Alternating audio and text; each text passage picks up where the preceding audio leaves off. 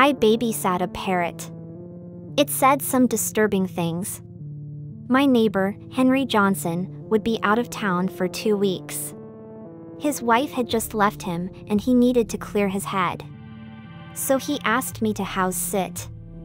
As a broke college student, I said yes. The house-sitting duties included taking care of the Johnson's parrot, a 17-year-old African gray named Snickers. I didn't know much about birds, but he'd left me detailed instructions on how to take care of her. The first night of my job, I decided to stay for a few hours. I needed to get a problem set done, and the Johnsons' large, empty house was the perfect study place. After feeding Snickers and giving her water, I got set up on the couch. But it wasn't long before she interrupted me. "Stop!" I whipped around. Snickers was standing on her perch, staring at me with one gray eye. "Stop! Stop!" she repeated. Rolling my eyes, I went back to the problem set. Differential equations. Why did I decide to major in engineering again? Tapped my pencil against the page. Maybe it's time for another snack break. "Stop! Oh God! Stop!"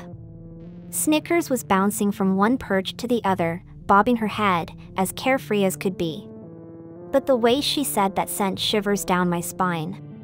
She was clearly imitating someone in distress. Probably just repeating from a movie, I told myself. But I was so wrong. "Stop! Oh, God! Stop! Henry, stop! Henry." That was his name. Henry Johnson. I turned and stared at the parrot. She stared back at me and whistled a few times. And then she continued. "Stop! Oh, God! Stop! Henry, stop! Oh, God!" My blood turned to ice. I stared at the parrot, my heart hammering in my chest. What, exactly, happened here? What is she repeating?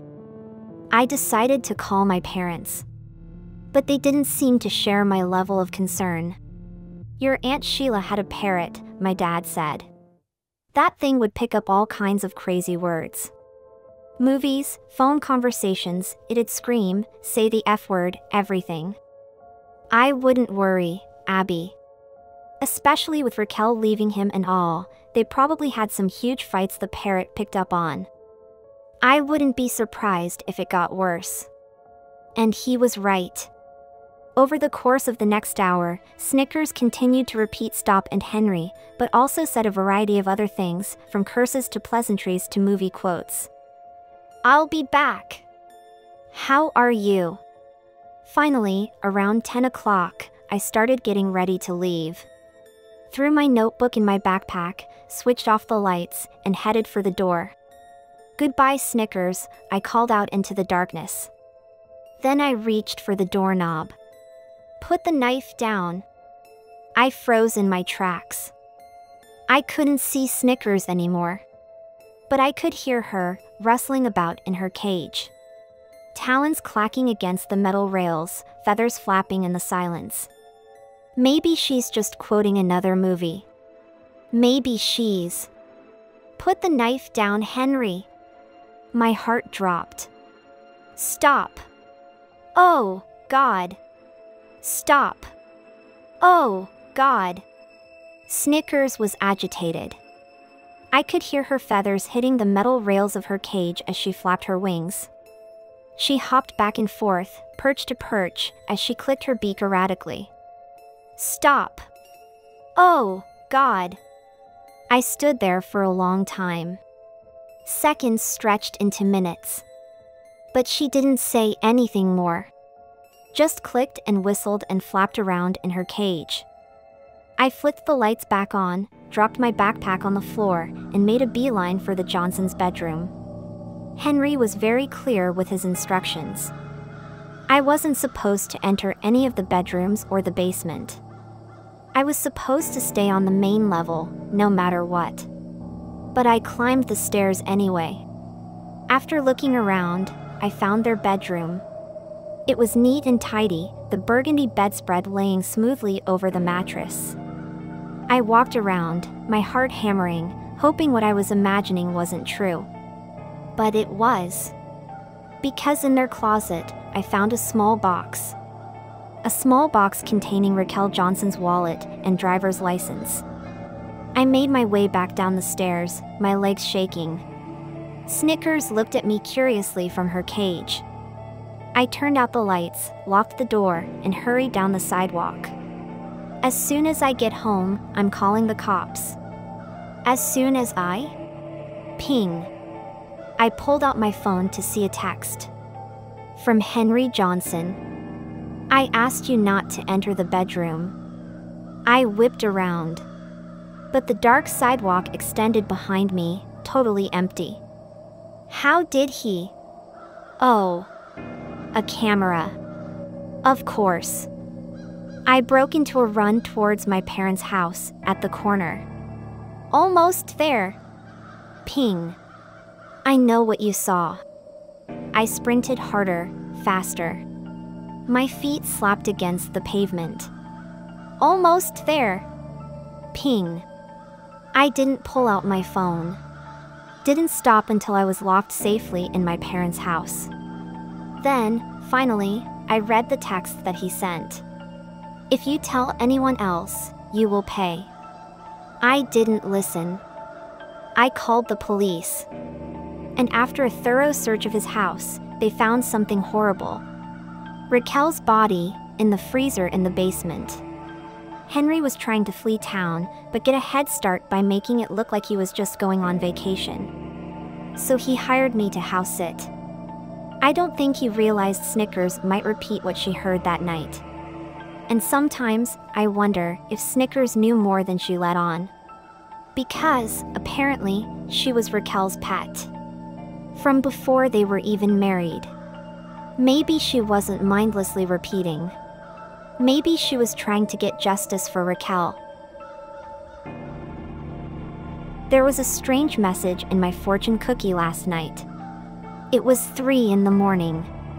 I stumbled into my apartment, wasted, starving, carrying a bag of greasy takeout boxes filled with ginger beef, barbecue pork fried rice. I wolfed it down and then passed out. Typical Saturday night. Wake up the next morning with little memory of the night before and the kitchen's a mess, dirty plates in the sink, grains of rice scattered across the counter. Feel nauseous and head to the washroom and puke out everything in my stomach. Typical Sunday morning. Start cleaning up and notice a half-eaten fortune cookie sitting on the table with that thin strip of paper right beside it. I walk over, eat the other half of the cookie, and prepare to throw the paper out. But before I do that, I decide to give it a read. For shits and giggles, you know? The people in the basement remember you. I almost laughed at first, because it seemed like something that I would do. Some cheeky young hire at the fortune cookie company slipping in a few creepy messages as a joke. I could appreciate it. It was funny enough. Then I turned it around, and in place of the usual row of lucky numbers was what appeared to be an address. Now this was strange. The first thing I thought was that maybe it was the address for the factory the cookie was produced in. That made sense. But did it really? If it was supposed to be an extension of the first joke, then it didn't quite track. But it also could have been an oversight, a mistake in the print. Whatever, I thought. I tossed the paper into the trash and got ready for the gym, my way of feeling like less of a piece of shit after a night of heavy drinking. Predictably, it wasn't the best workout, but that wasn't entirely due to the hangover.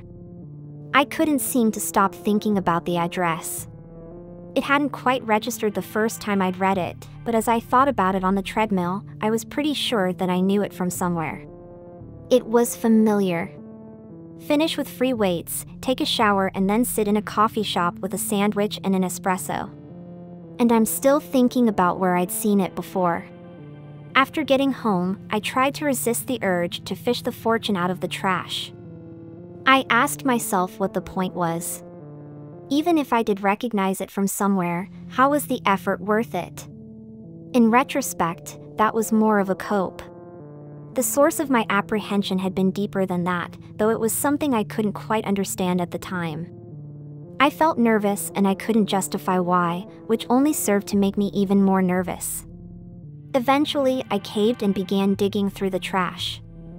I held the paper up, looking at the address for a long time before a vague recognition slowly began to sink in. Then I sat down at the computer and searched it up on Google Maps, and as soon as the images loaded up, the memories began to flood in. The street I grew up on. The woods behind the cul-de-sac. The house that sat right across from ours. I stared at the screen until it started not to feel real. Then I rechecked the address 4 or 5 times, but there was no mistaking it. That was it. One of the houses I grew up next to. Immediately I tried to rationalize it. What if somebody who's associated with the company lives there? Maybe something got mixed up and his data ended up in a fortune cookie. No, I thought. That couldn't be right. Because that house had burned down years ago. I tried to think back to that time but found that my memories of it were strangely distant, hard to recall. I must have sat there for hours, thinking, failing to recall anything of note. All I knew for sure was that for the vast majority of my childhood up to the beginning of high school, I lived right across from that house. And then something happened that caused it burned down and I moved away. I couldn't for the life of me remember what that event was, if anybody had died. Hell, I couldn't even remember who had lived there. We must have met at least a few times, I thought. But I came up with nothing. It wasn't even the case that I'd been too young, since I had memories from before we'd moved there. This just didn't sit right. For it to be a coincidence would be crazy.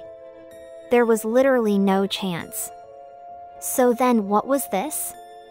It was a paralyzing thing to have on your mind, and it turns into all you can think about, all you can focus on. Answers. I needed answers. Now there were a few options, the first being to go back to the takeout place in order to ask questions. Problem was, I'd pretty much blacked out that night and had only the haziest recollection of even ordering.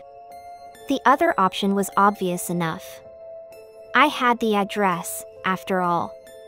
It wasn't too far away, maybe a 45-minute drive out of the city. As far as safety, I couldn't imagine there being an issue. It was a suburban community, and it wasn't like I was planning on breaking into the place or anything. So I settled on it and made the drive over the next morning, and the house was exactly like I had thought. Completely burnt down, a blackened shell of a place. I thought seeing it in person might cause the memories to flood back in, but that didn't happen. I sat there in my car for 10, maybe 15 minutes, and at no point did I ever see anybody else outside. So I decided to go in. I know that I said I wasn't planning to, but there was no way I was just going to leave it like that. There was no police tape, no signs telling me to stay out, and if there was anybody squatting, I'd just leave the way I came. So I walk into the house and immediately my senses are assailed by dust and the smell of old, burnt wood. It's darker than I had expected, and I use the flashlight on my phone to navigate. Look around the living room and then I remember the fortune, the supposed people in the basement. The hairs on the back of my neck stick up. I stop, listen carefully. Nothing but a light breeze outside, and this gives me enough confidence to approach the basement door. It's closed, and the area around it seems to have taken less damage than the rest of the place. It almost looked untouched.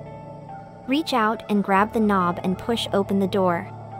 A wall of gloom. Shine the light down and it becomes smothered after the first few steps. Stand there for a while, listening to nothing but my own breaths. And then I hear something else, something faint. Maybe a footstep, but I can't be sure of it. Then I hear it again. And then again as it gets closer. Definitely a footstep. Probably a squatter, I think. It has to be. I want to call out and say something but can't bring myself to do so. The air seems heavy and there's an electric feel to it. It's unnatural. I don't like it at all. I hear some more footsteps. And then it's joined by another pair. And then suddenly it sounds like a dozen feet are stomping in unison, all of them getting closer to the base of the stairs. I slam the door shut and run out of there. Afterwards, I was sitting in my car, breathing heavy, trying to reconcile what the hell had just happened. I looked over at the house, almost expecting something to burst out the front door, a horde of emaciated ghouls or something. But nothing came, and so I calmed myself down and drove away. If I went looking for answers, I obviously didn't find any. After arriving back in the city, I pulled over by the side of the road and took out my phone and looked through my search history, finding the bar that I'd gone out to that night. I drove over there and searched around the area, and sure enough, there was a small takeout place tucked into the far corner of a dingy strip mall. I stared at it, trying to see if I could rouse up some memories of what had happened that night. It didn't work, but I was still sure that this was the right place. I got out of my car and walked in, practically storming up to the counter while the woman behind it stared at me with confusion on her face that was palpable even behind the forced smile. "What can I get for you, sir?" she asked. Suddenly, I felt the biggest idiot alive. What the hell was I supposed to say? What was I doing here? Then I remembered that I had the fortune in my pocket, and so I took it out and held it up. I was just wondering about this fortune I got. You see, there's an address on it and it. Stammering through the sentence, I watched as the woman's smile began to fade, slowly at first, until it morphed into a scowl, something malicious. But just as soon as it does, it's back to the smile, causing me to question whether or not I had really just seen that. "Just wait there for a minute, sir," she says to me, before disappearing into the kitchen. I look around. Nobody else in the restaurant but me. The place was blanketed by a creeping silence, the kind where you're just waiting for it to be broken. My eyes begin to wander, and I look up at a big, framed analog clock. Its hands aren't moving. Then I look down and pick up one of the paper menus sitting in a stack on the counter. Open it up, and every single item is just the same line of gibberish copied over and over and over. I tense up, feeling like I've just walked into some obscure trap. I put the menu down and prepare to leave, taking one last glance back to make sure that nobody's following me, and right before I'm about to turn around, I see it. A face staring at me through the kitchen window. It was pale and had a dead stare, and there was something off about it, something not quite human. But I didn't look at it for long enough to figure it out. I backed out through the doors, and once in the parking lot, I turned and sprinted to my car. From there I sped back to my apartment, my heartbeat elevated dangerously high the entire drive. I started to get a bit paranoid. Maybe something had followed me. Maybe something was hiding inside my bathroom. Thoughts like that. After a while, I was able to calm down, and I started to do some research on the restaurant. Nothing came up. No website, no telephone listing, nothing. A Google Map view of the street shows only the store that had presumably existed before it. None of this shit is tracking, and so I resort to looking for answers from a source I wouldn't have gone to otherwise. My father. Now you need to understand that I have something of a strained relationship with the man. In other words, I haven't made contact with him in over a decade. I don't know where he lives, or what he's done with his life, or if he's even alive. I guess a relative would have told me if he had died, but I can't even be sure of that. The strangest thing is, as I sit here thinking about it now, I can't even pin down why this would be the case, where my apparent resentment towards the man would be coming from. The memories I have of him are decent enough. I can't recall him ever beating or screaming at me, nothing like that. The more that I think about it, the more I get the feeling that it all has something to do with that house. But I still had his number, and so I decided to give him a call, just to ask some questions.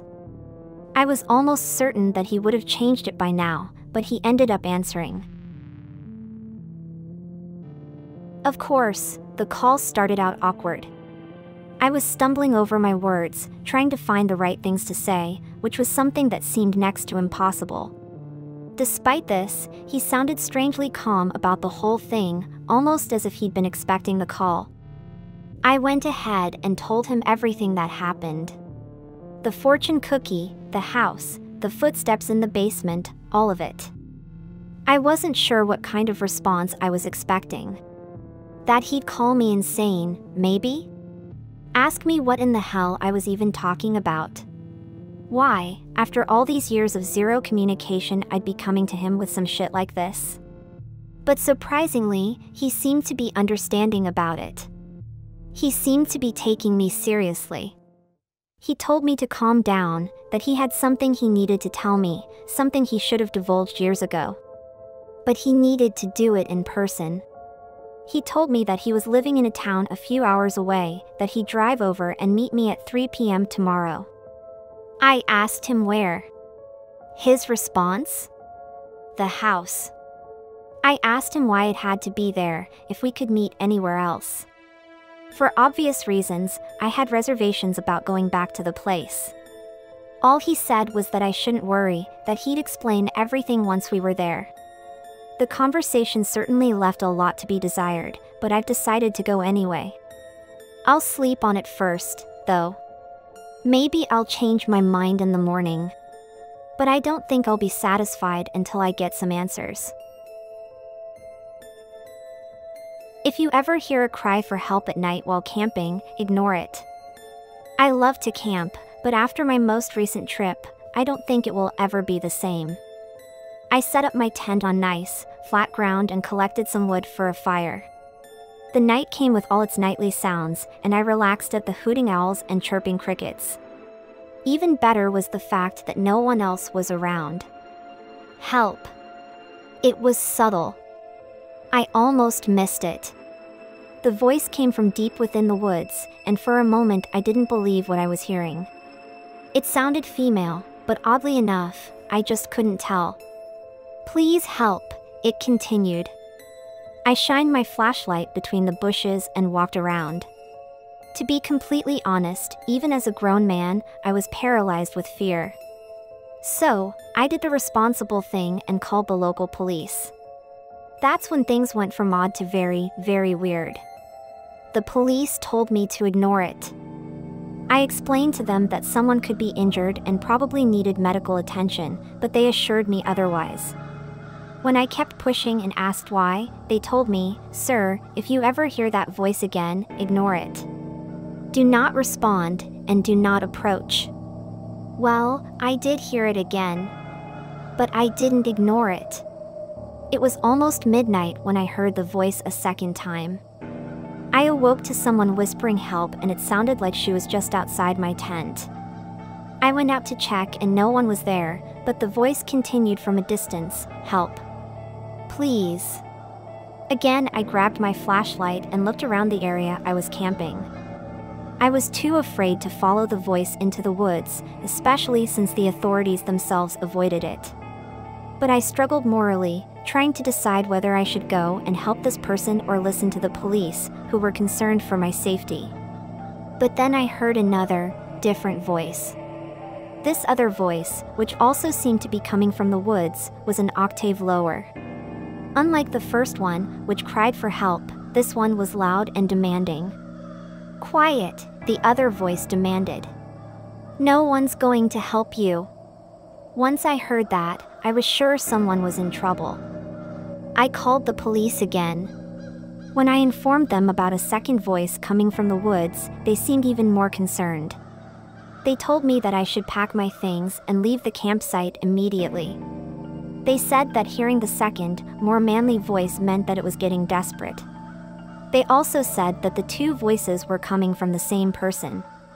That part was bizarre and confused me, to say the least. It was at this point I dismissed the police in that area as crazy, but not before telling them off. I got angry. I told them that if they didn't get down here to come and check it out, then I would do it myself. I said repeatedly that a woman could be in serious trouble and that it was their duty to help her, but still they refused to come. All they kept repeating to me over the phone was, "Do not enter the woods, sir." They seemed more afraid than I was. Once I hung up the phone, I heard the voices again. A gentle, "Please, somebody help me." And then a growling, "Quiet. No one's coming." It was a little past midnight at that point. I couldn't live with myself knowing that I had the chance to save someone's life but instead cowered. So, I grabbed some things and ventured into the woods. When I entered the woods, the voices ceased. Just like that. No cries, no whispers, and no commands. Even the owls and crickets went away. Nothing but dancing leaves and creaking tree branches. I stopped walking and looked around, a full 360 degrees. "Hello? Anyone here?" I called out. Nothing. "I'm here to help." I continued. "Where are you? Are you okay?" Still nothing. I thought of calling the police again, then chuckled to myself. I found it strange but somewhat comforting that I didn't find anyone out there. Nonetheless, I was still creeped out, so I packed my things and finally left the campsite. I didn't know why the police, of all people, were so afraid. Worst case, someone was in actual danger and we've all failed them. Best case, morons who think saying "help me" in the middle of nowhere is a great idea for a prank. To be honest, when I heard the voice the very first time, I did think it was a joke. When I heard it the second time, along with that other voice, I became a bit more concerned. And same with the third time I heard it in the woods. But when I heard it again a fourth time, a week after I left the campsite, coming from inside my own house, I became very, very concerned. I used to work at a Walmart in the Midwest. It was a decent job for a college student like me, flexible hours, decent pay, and I got a discount on pretty much everything in the store. One day, I was stocking shelves in the hardware department when I noticed something strange. The shelf I was working on had a gap between it and the wall, and I could see a small door that I had never noticed before. I went over to investigate, and when I pulled on the door, it opened easily. I was expecting to find a storage closet or something, but what I found was much stranger. The room was small, maybe 10 feet by 10 feet.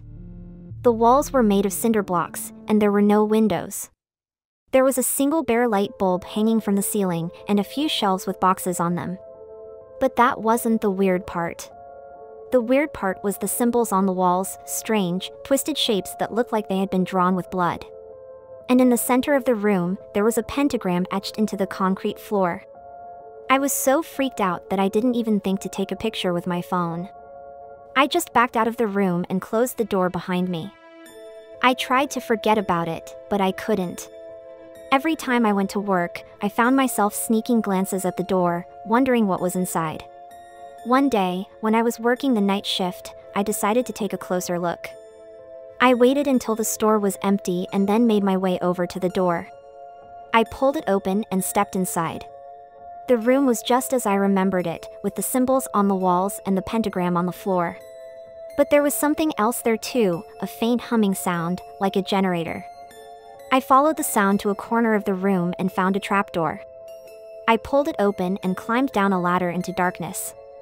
At the bottom of the ladder, I found myself in a tunnel. It was narrow and cramped, with dirt walls and a low ceiling. But there was something strange about it. The air was warm and humid, and there was a smell like rotting flesh. I followed the tunnel for what felt like hours. I was crawling on my hands and knees, and my clothes were soaked with sweat. But I couldn't turn back. I had to know where the tunnel led. Finally, I saw a light up ahead. I crawled towards it, and as I got closer, I could hear voices, chanting, in some language I didn't recognize. When I reached the end of the tunnel, I found myself in a large room. There were people there, maybe a dozen of them, standing in a circle around a fire. They were all wearing robes and chanting in unison. I didn't stay to find out what they were doing. I turned around and crawled back through the tunnel as fast as I could. When I emerged from the trapdoor, I found myself in a different part of the store. I didn't recognize anything, and it took me a few minutes to figure out where I was. I quit my job at Walmart the next day. I never told anyone about the room or the tunnel or the people in robes. I don't know what they were doing down there, but I don't think it was anything good.